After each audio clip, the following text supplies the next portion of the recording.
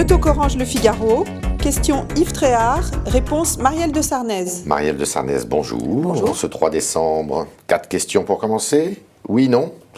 Approuvez-vous Cécile Duflot quand elle dit qu'il faut réquisitionner les biens de l'Église pour abriter des sans-logis? Pas sur la forme. Je pense qu'on peut parler avec l'Église, que l'Église le fait déjà, et qu'on peut regarder les choses sans faire des sortes d'effets d'annonce un peu trop tonitruants, mais c'est tout à fait normal que l'Église participe, et je pense qu'elle le fait déjà. Alors, François Bayrou dit « Le climat politique dans ce pays est délétère ». On est à la veille d'une révolution. Bon, en tous les cas, on a un climat politique tout à fait dégradé. À droite, inutile de revenir dessus. Ouais, Je pense que c'est clair pour tous ceux qui nous écoutent et tous ceux qui vous lisent. Ils le voient tous les jours, une sorte de feuilleton depuis plus de 10 jours. Et puis à gauche, on voit bien qu'entre ce qu'on appelle la première gauche, la gauche de la gauche et la deuxième gauche, bah, on a aussi des choses qui ne vont pas. L'affaire Montebourg. Mais la révolution, ça peut... Non, pas la révolution, mais au fond... Est-ce qu'on est plutôt en décomposition? La réponse est oui. Est-ce qu'on est satisfait de la vie politique telle qu'elle est en France? Non. Vous savez, moi je suis parlementaire européenne. Quand on regarde la vie politique française de l'Europe, il n'y a pas de quoi se réjouir. Alors, va-t-on vers la mort de l'UMP? En tous les cas, je crois qu'on va vers une clarification. C'est-à-dire que moi, je crois qu'au-delà des questions de personnes, il faut regarder les lignes de fond. On a eu depuis plusieurs années une dérive de la droite. La droite française, ça n'était pas ça. Et on a aujourd'hui, au fond, deux droites. Ce qui correspond à peu près, je trouve, à la réalité de la droite. On a une droite copée, on va dire, pour simplifier et schématiser. Et puis on a une droite avec Fillon qui est plus ouverte, plus réformiste, plus sociale, qui vient du gaullisme social. Et donc, je trouve que c'est plutôt bien que l'équilibre soit, de ce point de vue-là, plutôt chez Fillon. Là, vous allez me répondre oui ou non. Serez-vous la candidate du MoDem au municipal en 2014 ? À Paris. À Paris, vous voulez dire? À Paris. Écoutez, moi je n'exclus rien, on regardera, oui, non. Je suis prête, je n'exclus rien, je ne veux pas vous dire oui pour ensuite ne pas vous dire oui, vous voyez ce que je veux dire. Je n'exclus rien, il faut que le courant démocrate soit représenté, mais au-delà du courant démocrate, je pense qu'il va falloir que nous portions, nous, dans les élections municipales qui viennent, une démarche au fond de rassemblement pour l'action locale et municipale qui soit une démarche qui dépasse les partis. On va en reparler, je vous invite à écouter Jacques Attali. L'idée de nationalisation provisoire est une fausse bonne idée dans la mesure où elle retarderait ou interdirait tout investissement. Qui investirait dans un pays dans lequel il peut être menacé de nationalisation à un prix incertain si le gouvernement ou les syndicats ne sont pas d'accord avec cette stratégie? La sanction est le pire instrument de politique industrielle. Bon, Jacques Attali a abandonné le col Mao, mais est-ce que vous êtes d'accord avec lui? Alors, il parlait d'ArcelorMittal, évidemment. La nationalisation, elle ne peut être qu'un moyen s'il y a une stratégie industrielle. Là, ce qui manquait singulièrement, c'était la stratégie industrielle. Et d'ailleurs, on le voit bien.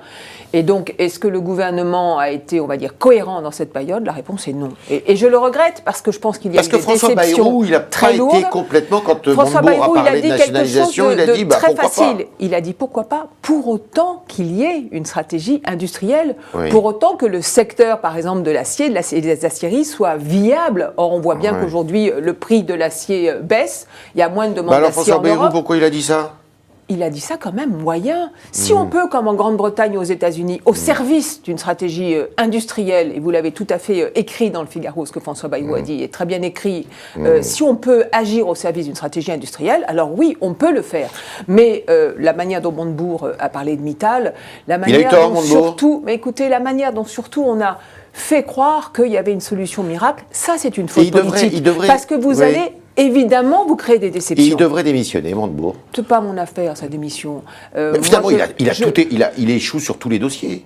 Fralib, Petroplus, Mittal, PSA. qu'un ministère... On pourrait durer 7 minutes d'émission comme ça, peut-être, oui, non? bien sûr. Mais ça, je pense que le ministère du redressement productif... Vous avez même du mal à le dire.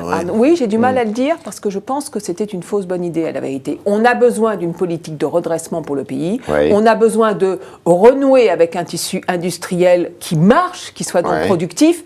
Mais je pense que gérer la manière dont Arnaud Montebourg gère ne peut pas faire progresser tellement les choses, malheureusement. Dans la guerre UMP, à l'UMP, il y a Fillon, il y a Copé. Qui est-ce qui a raison? Je pense qu'en tous les cas, on a eu le sentiment un peu d'un rapt dans Le plus cette histoire, raisonnable, mais c'est moi, qui je suis pas pour juger de ce qui se passe sur la forme à l'UMP.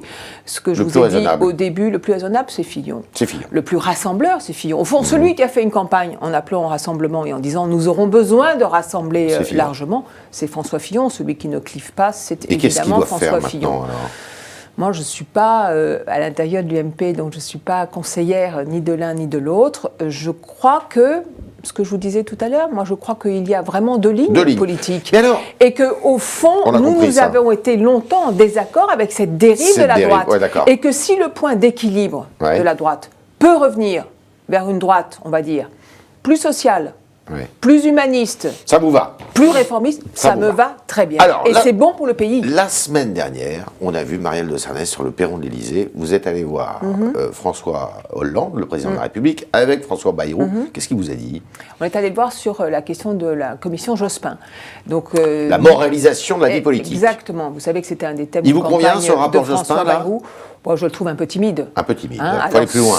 Oui, bien sûr qu'il faut aller plus loin. D'ailleurs, c'est ce que nous avons dit Plus loin à sur quoi François Hollande. Par exemple, sur le nombre de parlementaires. Oui. Il faut qu'on réduire. Oui, il faut avoir le courage de le dire et puis le courage de le faire. Ça peut être dur pour le MoDem aussi. MoDem, il n'y a pas beaucoup de députés déjà. La question, c'est la France. La question, c'est pas les uns ou les autres. Je pense que nous avons trop de parlementaires. Je pense que si on en avait moins, probablement l'Assemblée retrouverait du poids, du pouvoir et de la puissance. 577 et ce serait une députés, il bonne en faudrait chose. combien? 400. 400. Par Ah oui. exemple, et puis 100 élus à la proportionnelle pour que les courants soient représentés. Ah oui, donc ça fait mais 500. qu'en même temps, non, 400, dont 100. Mais Ah, qu'en dont même 100. temps, on D'accord. garantisse une majorité au gouvernement. D'accord. Nous lui avons dit une deuxième chose, il faut qu'on simplifie ce qu'on appelle le millefeuille territorial. Ah oui, ça, ça c'est- n'est plus possible. Faut Je veux supprimer dire, le département. En tous les cas, on peut imaginer de fusionner départements et régions, on peut imaginer de donner un rôle nouveau aux communautés de communes, par exemple en milieu urbain, pourquoi est-ce qu'elles ne s'occuperaient pas de toutes les questions sociales. Ouais. On voit bien qu'il y a deux problèmes. Un, il y a un problème de coût. Ouais. Or, la France va devoir faire des économies. On Ouais. nous a dit 60 milliards sur 5 ans, il va falloir nous dire où on les fait, comment Ouais. on les fait. Et puis, il y a un problème de lisibilité, au fond, pour les gens qui vivent sur le terrain et qui ne comprennent plus qui fait quoi. Donc là aussi, il va falloir une Il y a une chose qui ne simplification. nous a pas échappé, c'est que François Bayrou, qui a un ton très grave sur la crise actuelle que vit la politique, on sent quand même qu'il est plutôt en phase avec François Hollande. Il va devenir son Premier ministre, si Non. jamais. Non. Je vais vous dire une chose simple. Moi, je crois que c'est plutôt François Hollande qui devient en phase avec François Bayrou. C'est-à-dire que quand François Hollande... Parce que c'est François Bayrou qui on guide la rejoint- France, en fait. C'est son Non, discours mais- qui guide la non, France. Mais ne rigolons pas avec Mais ça. je rigole pas du tout. C'est pas une question de guider la France. Mais vous savez bien que depuis 10 ans, François Bayrou dit un certain nombre de choses sur la question de la dette, sur la Notamment, question du ouais. déficit, sur la question de la production, Ouais. sur la question de la réforme nécessaire, par exemple, du marché du travail, sur la question Mais des il y a un 35 recentrage heures. de Hollande. Ben oui. Vous avez Mais le parce sentiment, que la depuis vérité, qu'il est c'est là que la gauche, quand elle est amenée à gouverner et à se confronter au réel, elle ne peut plus tenir les promesses qui étaient les Donc promesses elle de est campagne obligée électorale de et faire du qu'elle est centrisme, en fait. obligée de Faire du centrisme. d'essayer de faire du conduire centrisme. les réformes courageuses, D'accord. dont la France a et va avoir besoin. Et de ce point de vue-là, nous sommes au fond en droit d'attendre que ces réformes enfin se fassent. Parce que ce qu'a dit François Hollande dans sa conférence de presse, c'est la bonne voie, ce sont les bonnes perspectives. Réduire la dette, réduire le D'accord. déficit, le pacte de D'accord. productivité, Gallois, tout ça c'est très bien. Alors. Maintenant, il faut faire. Une petite question pour finir. On est à Paris. Oui. Paris, c'est votre ville. Oui. Vous êtes député européen, mais vous êtes aussi Européenne élu. même. Européenne, pardon. Mais vous êtes aussi élu de la capitale. Non, j'ai été élue Vous de la l'avez capitale été. et je me suis appliquée à moi-même une loi sur le non-cumul qui n'existait pas encore. Néanmoins, Jean-Louis Borloo nous dit qu'il ne sera pas candidat, peut-être, c'est une indiscrétion, parue hier, Oui. à la mairie de Paris. Eh bien, écoutez, pour moi, c'est un point d'interrogation. en tous les C'est cas. plutôt un soulagement pour vous? Ben, non, c'est un point d'interrogation. Ouais. Je croyais vraiment que Jean-Louis Borloo Ouais. était Ça candidat. vous inciterait peut-être à y aller, vous, voulait alors être candidat, mais moi, j'étais prête. Ah bah vous êtes prête, alors. J'étais prête. Vous quand étiez Jean-Louis prête. Borloo était candidat à Oui. regarder les choses. Moi, je suis prête à des rassemblements Vous pourriez faire larges. un ticket avec eux? Je crois qu'on doit avoir une démarche de rassemblement sur les villes, et donc y compris sur la mienne, et une démarche de rassemblement qui dépasse les partis, D'accord. c'est-à-dire de pouvoir se mettre d'accord Et sur la gestion locale d'une Ce ville. rassemblement, vous pourriez le Mais si vous mener me avec demandez- Chantal Joanneau, Si vous me jamais c'est demandez elle. si Jean-Louis Borloo n'est Ouais. plus candidat, je vous dis que effectivement ça m'interroge. J'ai lu cela comme vous. Oui. Or, cela faisait des semaines et des mois Qu'on que disait Jean-Louis qu'il Borloo que lui-même disait qu'il l'était, que ses amis disaient qu'il l'était. Donc là, je dois dire que j'ai un peu Et vous pourriez vous entendre ce avec Chantal matin. Joanneau? Je ne crois pas que Chantal Chouanneau soit une Bonne candidate crédible. D'accord. Parce que. Donc là, vous tout l'avez habillée simplement- pour l'hiver. Non, mais tout simplement, vous voyez bien que l'UMP dont elle vient et qui l'a fait élire sénatrice ne peut évidemment pas accepter qu'elle soit quelqu'un qui négociera avec eux demain. Parlons clairement.